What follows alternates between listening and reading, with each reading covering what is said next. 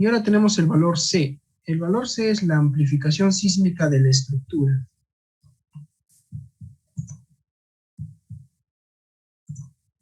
Entonces, en la base del edificio le va a llegar este de acá, ¿no? Esta aceleración, Z por G por S. Pero la aceleración que está arriba de la estructura, esta de acá, esa aceleración que está en la azotea sería Z por G por S y por C. Esa aceleración sería la aceleración en la parte superior de nuestro edificio o nuestra vivienda. Eso es C. ¿Cuánto se amplifica dentro de la estructura? Obviamente esto se hace como un sistema, se podría decir, de 1 grado de libertad, ¿no? Es como que toda esta estructura de 3 pisos lo representaríamos en un solo grado de libertad.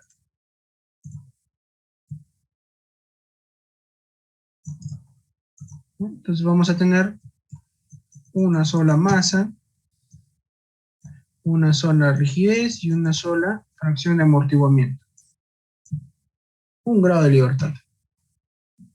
Entonces, si la aceleración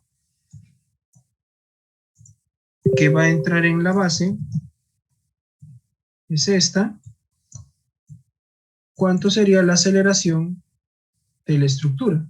La aceleración de la estructura sería esta de acá, ¿no?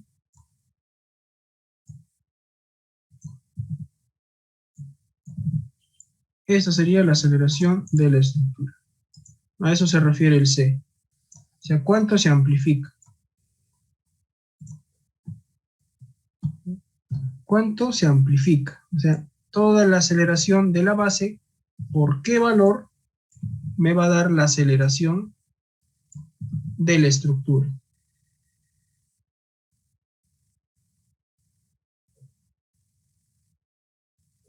¿Bien?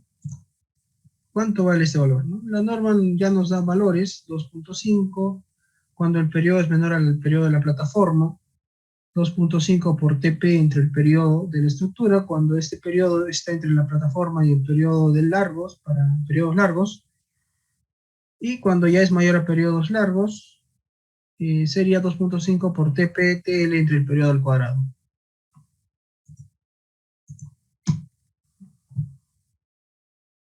Aquí estaría el TP, el TL. Y esta máxima amplificación que han tomado la norma es 2.5. Ahora, este tramo inicial no considera la norma, pero cuando una estructura es recontra rígida, ¿no? Que digamos que el periodo de tu estructura sea menor al 20% del TP, si el TP fuera 0.6, el 20% sería 0.12, ¿no? Digamos que tú tuvieras una vivienda de un piso con harto muros, estaría por debajo, ¿no? Estaría por debajo de este valor. Entonces su aceleración sería poca. Pero la norma ha considerado uniformizar, considera todo una sola platea. Entonces, estos espectros se calculan, o la norma ha calculado en función a 3 sismos: el sismo del 66, el sismo del 70 y el 74. Entonces, cada sismo y cada registro tiene una aceleración en función al tiempo. Acelerogramas de sismos en Tacna, por ejemplo. En Tacna tenemos ciertos sismos.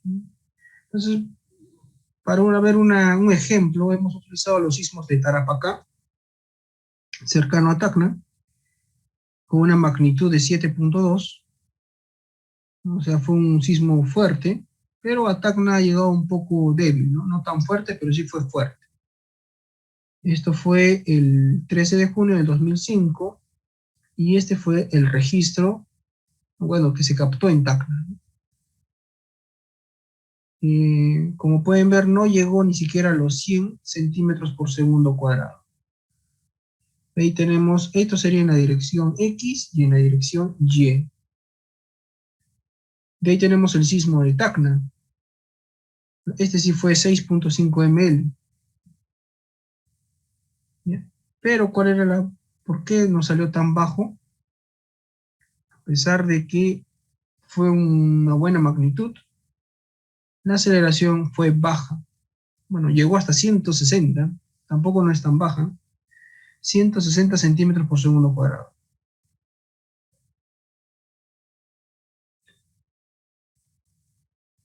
Yeah. Fue el 5 de mayo del 2010. Y finalmente el sismo de Iquique, del 1 de abril del 2014. Este sí fue 8.2 MW, o sea, fue un recontra sismo, pero fue en Iquique. Entonces se sintió en Tacna, en Moquegua y Arequipa. Este sismo yo sí lo recuerdo, ¿no? Sí se movió bastante Arequipa. Como el sismo fue tan lejano, la frecuencia del sismo va disminuyendo. Por lo tanto, el periodo va aumentando. El periodo del sismo, pues, fue muy grande y los edificios se movían en Arequipa. Entonces, acá tenemos el sismo de Iquique, pero no fue tan fuerte en Tacna, ¿no? Como pueden ver, lo mucho llegó a 80. Entonces, con estos tres sismos se puede hacer algo similar a lo que hizo la norma. Para hacer un espectro necesitas un análisis dinámico tiempo-historia, pero solamente de 1 grado de libertad.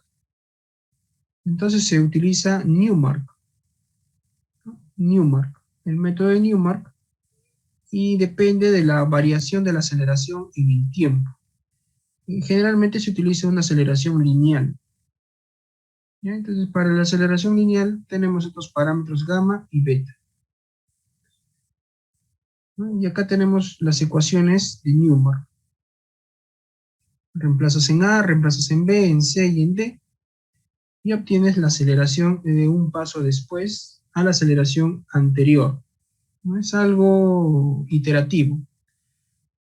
Bueno, ni tan iterativo, ¿no? Simplemente reemplazas, puede estar en función a la masa y rigidez o puede estar en función a la frecuencia angular,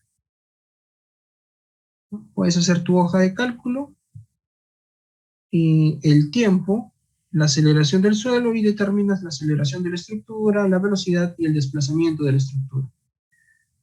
Este sería el desplazamiento de la estructura.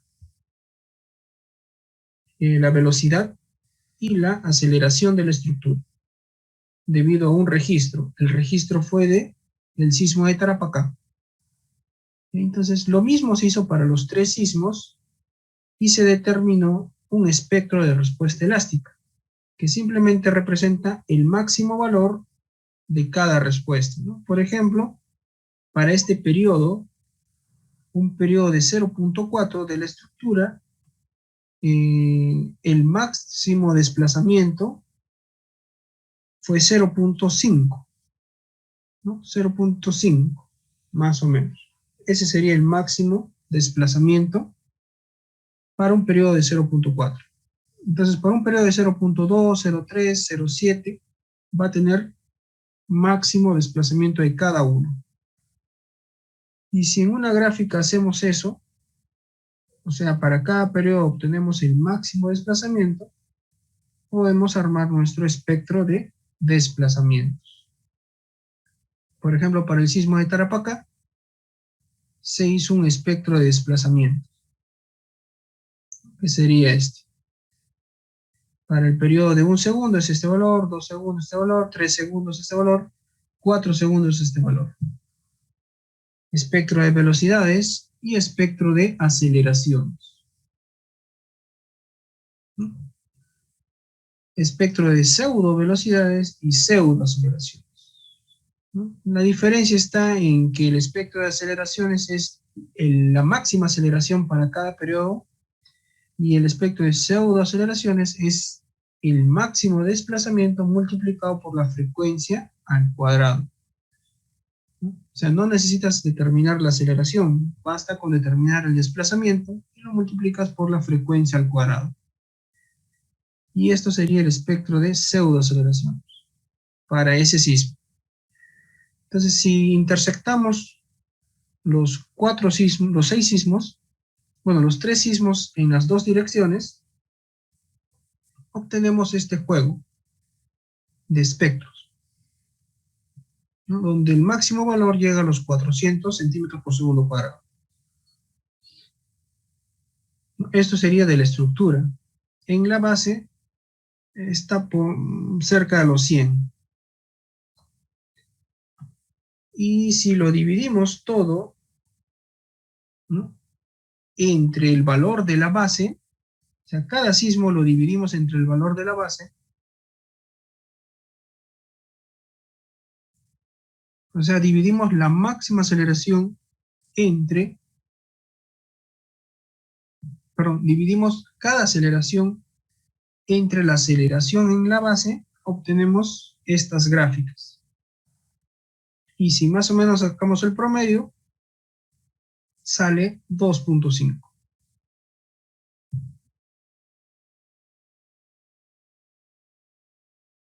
¿No? Simplemente es eso, es el cociente entre la aceleración o la pseudoaceleración entre la aceleración en la base.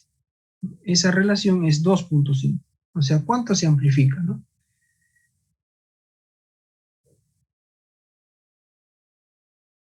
Entonces ya tenemos el valor de C. C es la amplificación de la estructura. En este caso 2.5 veces como máximo. De ahí va disminuyendo. Mientras más flexible sea la estructura, la aceleración será menor. Y finalmente la categoría, el uso. Si es una vivienda, el uso es 1. Si fuera un coliseo, el uso sería 1.3. Y si fuera un colegio, 1.5.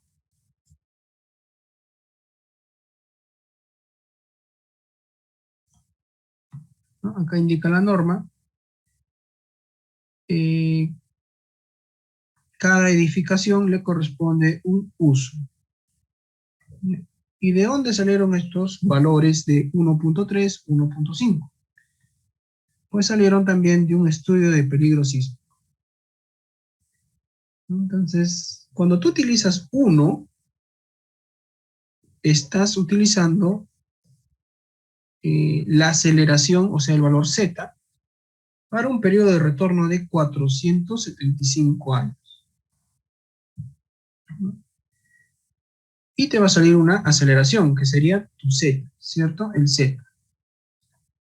Pero si tú utilizas 1.3, eso quiere decir que la aceleración de diseño que vas a hacer en tu estructura, en tu vivienda, ya sería para un periodo de retorno de 975 años. Si tenemos un periodo de retorno de 975 años, la máxima aceleración es 547. Si dividimos 547.36 entre 981, no. A ver, ¿cómo era? Si dividimos 547.36, ¿no?, entre este valor de acá, 448.45, nos va a salir 1.22. ¿no? O sea, en este lugar, para considerar un sismo de 975 años, ¿cuánto valdría la aceleración? Yo tendría que multiplicar la aceleración para 475 por 1.22. 1.22. O sea, se amplifica 1.22 veces para considerar una aceleración de 975 años. Y si yo quisiera considerar ahora 2.475 años, me va a salir una aceleración de 691. Entonces yo divido 691.46 entre 448.45 y me sale 1.54. O sea, se amplifica 54% para obtener la aceleración de 2.475 años. Entonces, eso hicieron también. Vieron cuánto se amplifica para considerar estos periodos de retorno. Y esos son los valores promedio también, ¿no? 1.3 y 1.5. ¿No? O sea, yo ya no necesito hacer un análisis ante un sismo muy raro y un sismo catastrófico. Yo simplemente en función al uso le multiplico por estos valores. O sea, en mi caso, acá la aceleración sería Z por G por S por C y por U. Nada más, ¿no? U sería el factor uso en función al periodo de retorno del sismo. Si el periodo de retorno es 475, este U vale 1. Si el periodo de retorno es 975, este U vale 1.3. Si el periodo de retorno es 2475, el U vale 1.5. Finalmente yo tengo, ordenando estos valores, la pseudoaceleración de la estructura, ¿no? La pseudoaceleración de la estructura sería el Z por el U, por el C, por el S y por el G. Ahí tendríamos nuestra pseudoaceleración.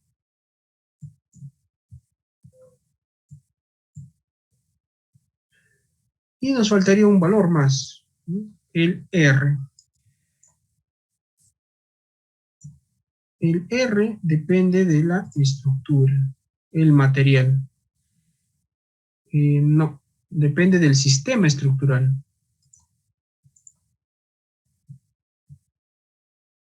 Entonces, va a depender del sistema estructural, porque cada sistema estructural va a disipar energía. Mientras más energía disipe, este valor R será mayor. Mientras menos energía disipe, este valor R será menor. Dentro de las estructuras de concreto armado podríamos tener pórticos, muros, sistemas duales y muros de ductilidad limitada. Los pórticos ya los conocemos, son vigas y columnas de grandes dimensiones o de secciones respetables que van a disipar energía, ¿no? Y tienen bastante daño porque son muy flexibles. Estos son adecuados hasta cierta altura, ¿no? Porque si no ya se hace un poco incontrolable. O también son adecuados en zonas donde el suelo sea muy bueno. Ya si el suelo es malo, ya no conviene hacer pórticos. Ahí tenemos muros de concreto armado. Estos sí van a limitar las distorsiones, pero son muy costosos. Por eso generalmente la gente utiliza sistemas duales, que mezcla pórticos y muros, ¿no? Para que no sea tan costoso. Muros de concreto. Y finalmente tenemos los muros de utilidad limitada, que son muros de espesores muy delgados, ¿no? De 10 centímetros, 12 centímetros. Pero lo malo es que son tan delgados que no permiten el confinamiento, ¿no? Por lo tanto, la disipación de energía es poca. También tenemos estructuras de acero y estructuras de albañilería. Entonces, dependiendo del sistema estructural y de la categoría de la edificación, podemos determinar o podemos ver que la norma te prohíbe ciertos sistemas, ¿no? Por ejemplo, en estas categorías A1 y A2, cualquiera sea la zona, o bueno, en la zona 4, que es zona sísmica, no se permiten pórticos. Dentro de estas categorías, ¿quién están? Los hospitales, los centros de salud, las comisarías de bomberos, las comisarías de policías, local de bomberos, ¿no? Todos esos edificios, los colegios, no puedes diseñar con pórticos. No puede haber un colegio, o un local de bomberos o policía que sean pórticos, ¿no? Si ustedes ven acá, no hay pórticos de concreto armado. Para concreto armado se permite sistemas duales, muros de concreto o albañilería confinada. Pero si las estructuras son pues coliseos, teatros, estadios, ahí sí se permite pórticos. Aquí indica pórtico. Y ya cuando la categoría son viviendas, ¿no? Hoteles, viviendas, hoteles, oficinas, ya se puede utilizar cualquier sistema.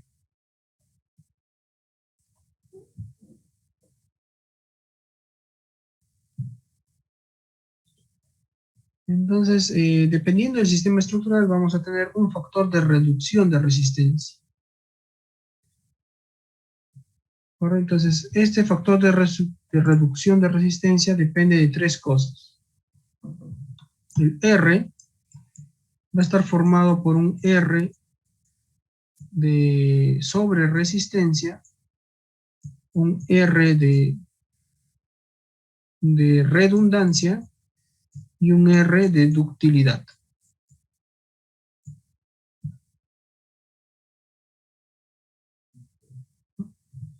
Por ejemplo, podríamos tener para pórticos,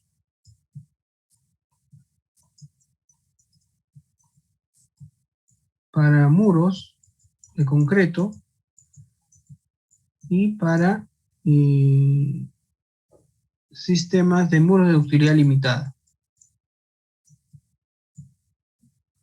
Entonces, estos R's están calibrados para tener una sobre resistencia de 2. Todos tienen una sobre resistencia de 2 y una redundancia de 1. Entonces, lo único que va a variar es la ductilidad.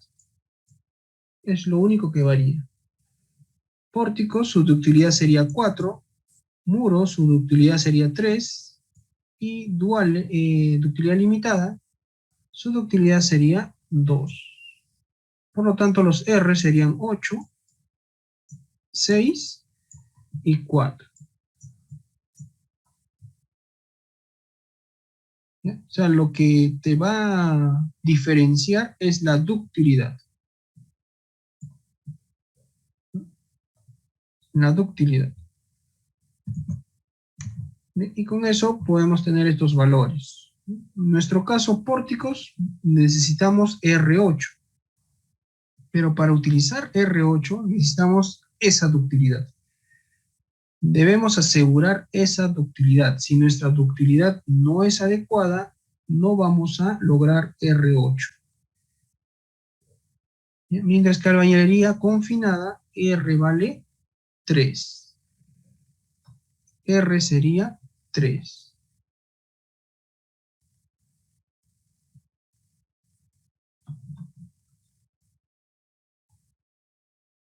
Entonces, en nuestra vivienda, que vamos a hacer el análisis el jueves, ya tenemos casi todo, ¿no? Ya sabemos que el R vale 8 en X, 3 en Y. Y ahora vamos a ver el desplazamiento lateral permisible. O sea, ya tenemos nuestro espectro de pseudoaceleraciones definido. Que sería este de acá, ¿no? Ese sería nuestro espectro de pseudoaceleración. Lo vamos a meter a nuestro programa y nos va a botar un desplazamiento elástico. La fuerza que le vamos a asignar sería esta, ¿de acuerdo? Este de acá. O sea, la fuerza elástica dividida entre el factor de reducción.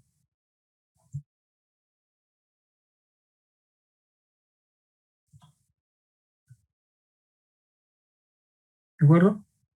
Al aplicarle esta fuerza, ya que la rigidez es constante, esta rigidez es constante porque estamos haciendo un análisis lineal elástico, el desplazamiento que vamos a obtener de nuestro programa es este punto, un desplazamiento elástico o desplazamiento de fluencia. Si nosotros aumentamos la fuerza hasta que sea una fuerza totalmente elástica, tendríamos este desplazamiento. Pero nosotros no usamos esta fuerza, utilizamos esta fuerza de acá. Sería este desplazamiento de fluencia. Entonces tendríamos que llegar desde este punto hasta este punto, ¿no? Y la forma de llegar es esta forma, una forma eh, elastoplástica. Nosotros vamos a obtener nuestro desplazamiento de fluencia y después vamos a obtener nuestro desplazamiento inelástico. Y simplemente lo multiplicamos por una fracción del R. En este caso, si nuestra estructura es regular, multiplicamos nuestro desplazamiento de fluencia o desplazamiento elástico por 0.75 R. Y si nuestra estructura es irregular, lo multiplicamos por 0.85 R para obtener el desplazamiento inelástico. Entonces, si se dan cuenta, acá prácticamente te está resumiendo la manera del análisis y diseño que estamos haciendo. El análisis es elástico, pero pensando en un comportamiento inelástico. Este comportamiento inelástico tú lo tienes que lograr. ¿Cómo lo logras? Diseñando tal como dice la norma. La norma es 0,60. La norma es 0,70. Ambas normas tienes que diseñar para cumplir este desplazamiento. Si tú diseñas distinto o no haces caso a las normas, este tramo puede disminuir. ¿De acuerdo? Puede disminuir. ¿Ya? Y tu estructura colapsar antes de lo que dice la norma.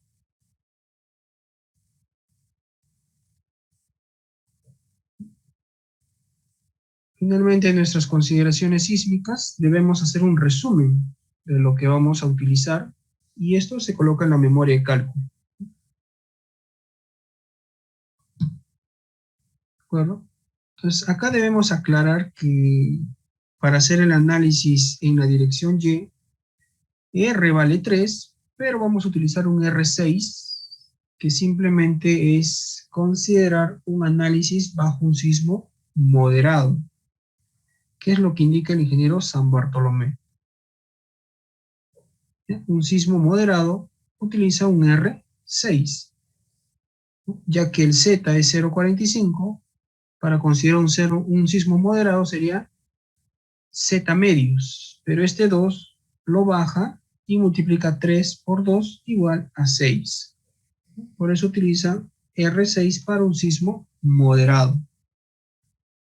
En la dirección y en la dirección X, R8, pero es un R inicial, ¿no? A esto todavía hay que multiplicarlo por los valores de irregularidad. ¿Tendrán alguna consulta?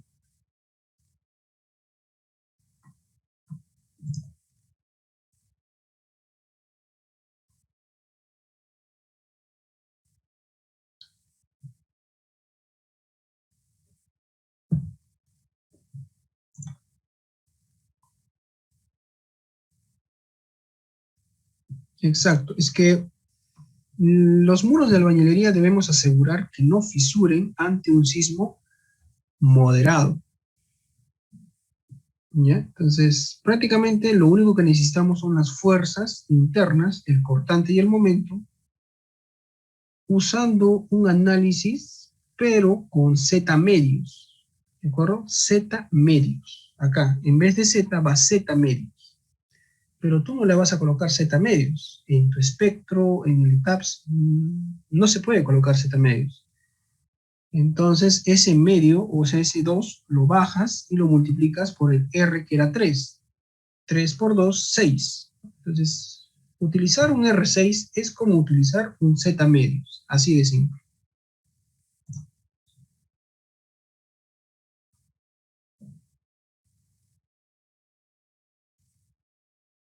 Creo que no quedó claro.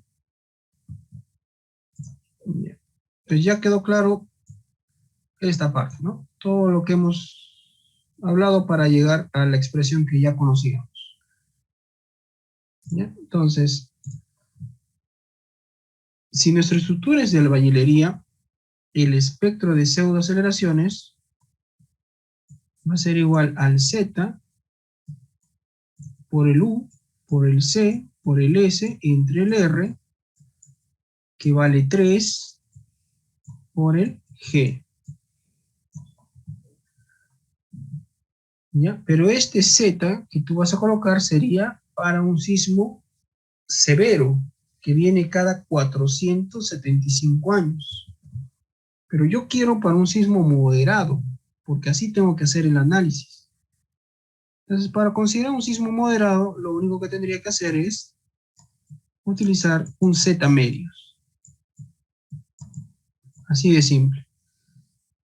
¿De acuerdo? Z medios representa la mitad de las aceleraciones de un sismo severo.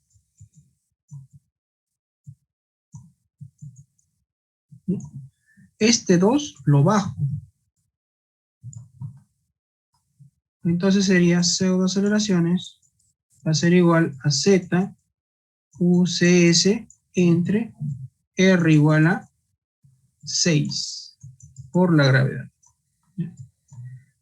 Todo esto sería un análisis bajo un sismo moderado. O sea, un sismo que viene cada 72 años. La probabilidad de que ocurra es del 50%.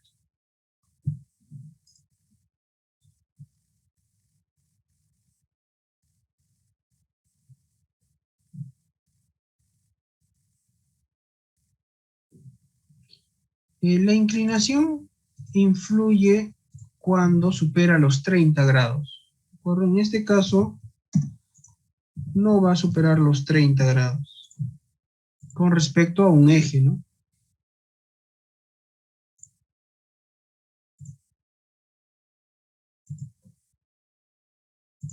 Acá tendríamos 3 grados, no es mucho, es poquito.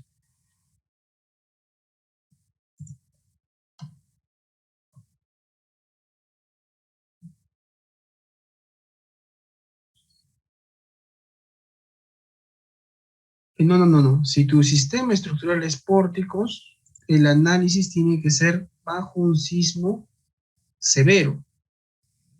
Solamente cuando es albañilería se hace bajo un sismo moderado. Pero eso lo vamos a hacer la próxima semana, perdón, el jueves. ¿Ya? Vamos a hacer el análisis sísmico de esta vivienda. Nos estamos viendo. Cuídense. Los videos estarán subidos en el grupo del Facebook que recién voy a crear. ¿De acuerdo? Y el material se los enviaré a sus Dropbox. Cuídense. Buenas noches. Gracias por su participación.